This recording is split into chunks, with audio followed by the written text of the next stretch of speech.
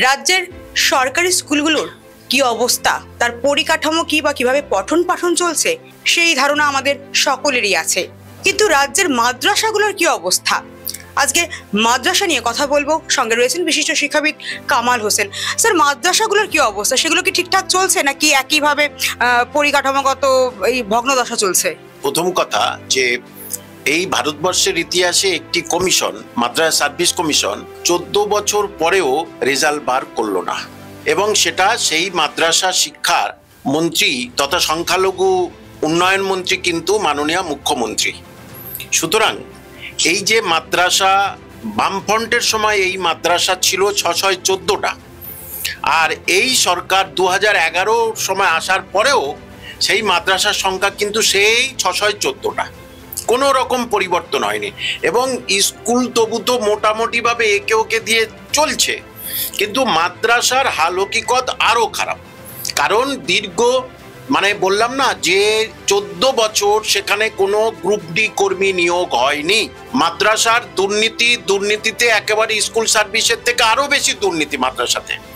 এবং সেটা যেহেতু মাদ্রাসায় এখন হিন্দু যারা শিক্ষক শিক্ষিকা প্রায় 60 থেকে 70% এখন হিন্দু ভাই বোন, তারা কিন্তু মাদ্রাসার শিক্ষক শিক্ষিকা হচ্ছে। কিন্তু এই নিয়ে প্রতিবাদ আমি অনেকবারই করেছি। না, আমার একটি প্রশ্ন, যে যারা সংখ্যালঘু সম্প্রদায়ের ভোটে জিতে আসেন, যে কতগুলো এমএলএ আছেন বা মন্ত্রী আছেন, তাদের একজনের মুখে কোনো কথা নেই কেন? কেন তাদের কথা নেই একজনের মুখে? কারণ আমার মনে হয় তারা মমতা ব্যানার্জিকে দেখে ভয় পাচ্ছে। এই জন্যেই যে যদি আমার পরের বারে এমএলএ সিটটা না থাকে, এই জন্যেই। অর্থাৎ এরা নামে এমএলএ হয়ে আছে, মুখ্যমন্ত্রী যা বলবেন এরা তাই শুনবে। সুতরাং রাজ্যে 614টা মাদ্রাসা, তার মধ্যে জুনিয়র গুলো তো মনে হয় সে ভিতরে ছাগল গরু চড়ে বেড়াচ্ছে। আর যেসব জায়গা আছে সেখানে পার্ট টাইমার প্যারা টিচার দিয়ে কিন্তু মাদ্রাসাগুলো চলছে। এইটা স্কুলের তবু তো একটা হলো, একটা পরীক্ষা হবে, কিন্তু মাদ্রাসার পরীক্ষা হয়ে গেছে কিন্তু তার কোনো রেজাল্ট বার হচ্ছে না। এবং এর পিছনে কি রহস্য আছে সেটা মাননীয় মুখ্যমন্ত্রী ভালো বলতে পারবেন। আমার আইডিয়াতে এরকম কোনো নেই যে পরীক্ষা হয়ে গেছে, সবকিছু হয়ে গেছে, তবু রেজাল্ট কেন বার করছে না আমি বলতে পারবো না। সামনেই 21শে জুলাই, সেটা নিয়ে এখন ঘাসফুল শিবিরের জোর তৎপরতা শুরু হয়ে গিয়েছে। আর আমরা জানি যে শহীদ মঞ্চ মানেই হচ্ছে যে ওখান থেকে বিধানসভার রূপরেখা ঠিক করে দেবেন নেত্রী মমতা বন্দ্যোপাধ্যায়। আরেকটা বিধানসভা নির্বাচন আসছে, ক্ষমতায় আসার পর থেকে এতগুলো বছরে সংখ্যালঘুদের উন্নয়ন তাহলে কতটা হলো? সংখ্যালঘুদের উন্নয়ন কতটা হয়েছে সেটা সংখ্যালঘু এলাকায় গেলেই আপনি বুঝতে, বুমটা ধরলেই তারা কিন্তু সব বলে দেবে। যে আজকের হিন্দু ভাই বোন বা হিন্দু মানুষ অথবা বিজেপি, তারাই বলছে যে সংখ্যালঘুদের দারুণ উন্নয়ন করছে, সংখ্যালঘুদের দারুণ ভালোবাসা দিচ্ছে মমতা ব্যানার্জি।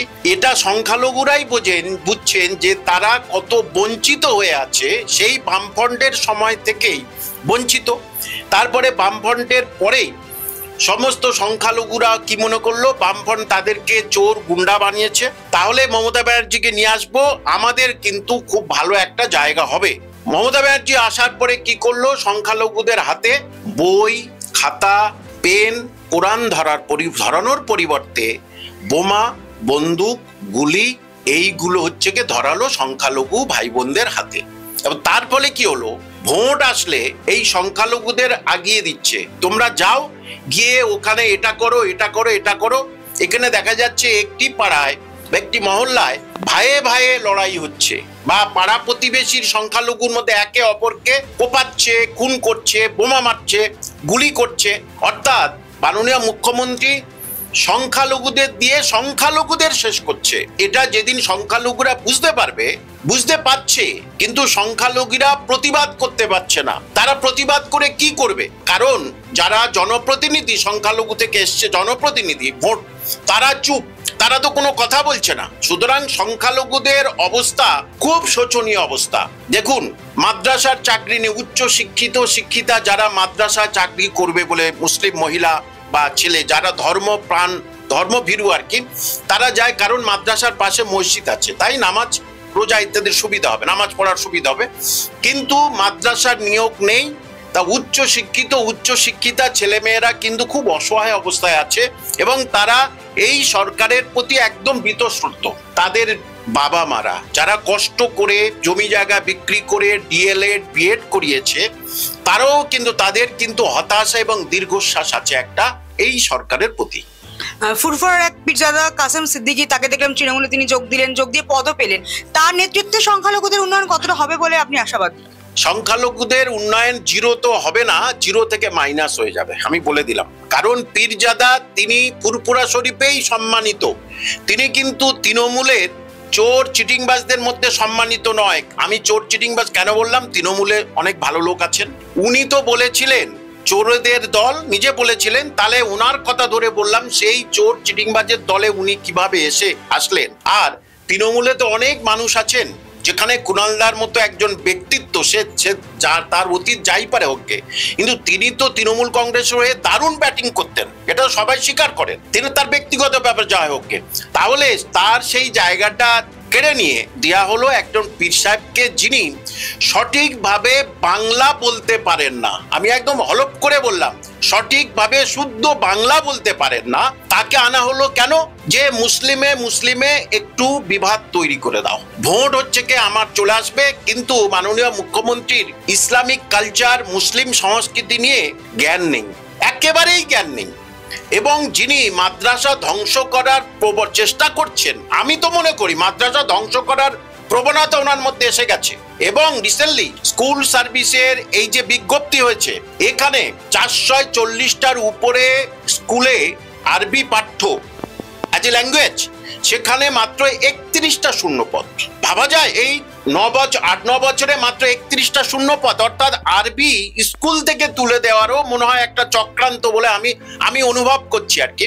যে সুতরাং পীরজাদা এই যে তৃণমূলে এসছে, এটা দ্বারা উনি যদি ভেবে থাকেন যে সংখ্যালঘু ভোট পাবেন, মারাত্মক ভুল। ওই তো বললাম না, ইসলামিক কালচার, সংখ্যালঘু সেন্টিমেন্ট ওনার এখন শিখতে হবে অনেক দিন ধরে। একজন সংখ্যালঘু শিক্ষক হিসাবে আমি বলছি, দেখুন রাজ্যের উচ্চ শিক্ষিতা সংখ্যালঘু ছেলেমেয়েরা, তারা চাকরি বাকরি থেকে বঞ্চিত, এবং তারা তো ভোট দেবেই না।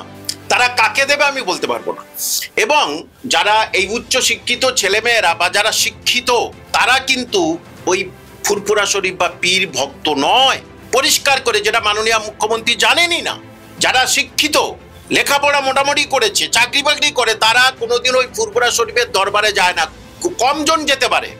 তাহলে এই শিক্ষিত লোকজন যে উনি এসেছেন, সেইটাতে শিক্ষিত যারা মানুষ, তারা কিন্তু ভ্রু কোটকাচ্ছে যে এতেই আরো বেশি ভোট হারাবে, মানে মুসলিম ভোট হারাবে তৃণমূল কংগ্রেস, এবং সেটা ভোটের পরে আপনারা দেখে নেবেন। এই যে ফুরফুরের কথা হচ্ছে, যখন ফুরফুরের আরেক পীরজাদা নওশাদ সিদ্দিকী, তিনি আইএসএফ এর চেয়ারম্যান, তিনি আইএসএফ দল করেন, তার লড়াইটা তৃণমূলের বিরুদ্ধে, সেখানে তারই ভাইকে কিনা তৃণমূল নিজের ঘরে নিয়ে নিল। তো এমনিতে গৃহযুদ্ধ ওখানে লেগে গেছে।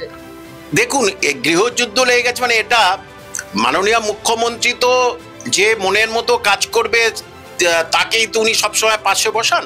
এখন অবাক লাগে, সিদ্দিকুল্লাহ চৌধুরী নয় অচল, আবার হঠাৎ আবার ববি হাকিমও অচল হয়ে গেল, একেবারে অচল। এদের থেকে নিয়ে আসলো, ওই ফুরফুরা থেকে নিয়ে আসলো ওই মাননীয় কাসেম সিদ্দিকীকে। দেখুন কে কাকে নেবে কে কাকে নেবে না সেটা তাদের দলের ব্যক্তিগত ব্যাপার, কিন্তু কোথা থেকে উড়ে এসে তাকে ওরকম পদটা দেওয়ার মানে মাননীয় মুখ্যমন্ত্রী মনে করেছে, দেখো একজন পীর সাহেবের ফ্যামিলির সন্তানকে আমি কিন্তু এই সাধারণ সম্পাদকের পদটা দিলাম, এতে সংখ্যালঘুদের কোনো উন্নয়ন হবে না।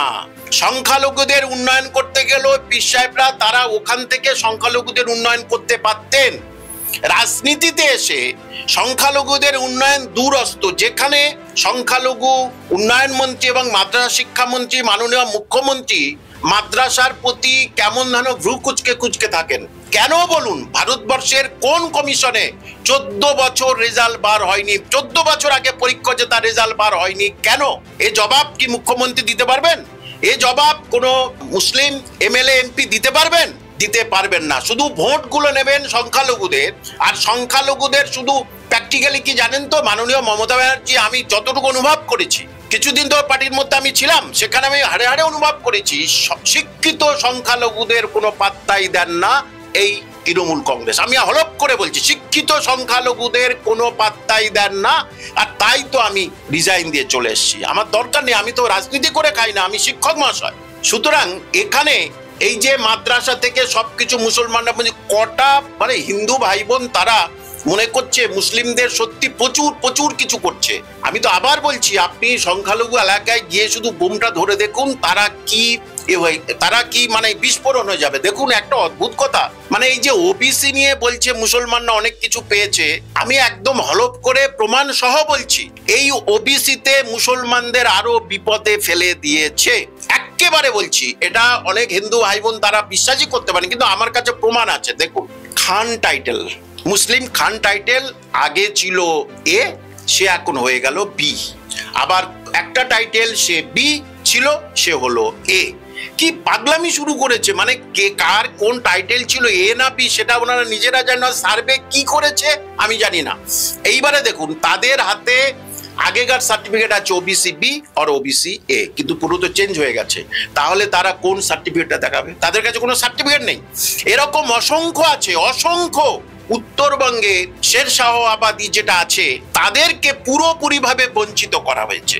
এরকম অনেক প্রমাণ আমি দিতে পারি যে হিন্দু ভাই বোন যারা বলছেন এখানে সংখ্যালঘুদের প্রচুর ওবিসি করে দিয়েছে, ভুল কথা।